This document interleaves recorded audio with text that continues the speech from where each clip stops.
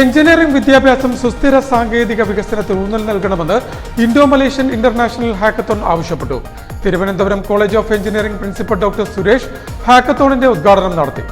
ദോഷകരമായ സാമൂഹികവും പാരിസ്ഥിതികവുമായ ആഘാതങ്ങൾ കുറയ്ക്കുന്നതിന് സുസ്ഥിര സാങ്കേതിക വിദ്യകളുടെ വികസനത്തിന് എഞ്ചിനീയറിംഗ് വിദ്യാർത്ഥികൾ കൂടുതൽ ശ്രദ്ധ കേന്ദ്രീകരിക്കണമെന്ന് Thiruvananthapuram college of engineering principal doctor Suresh അഭിപ്രായപ്പെട്ടു. Saint Thomas college of engineering and ടെക്നോളജിയിൽ സംഘടിപ്പിച്ച ഡെക്കാത്തോൺ 4.0 ഇൻഡോ മലേഷ്യൻ ഇന്റർനാഷണൽ ഹാക്കത്തോണിന്റെ ഉദ്ഘാടനം നിർവഹിച്ച് സംസാരിക്കുകയായിരുന്നു അദ്ദേഹം.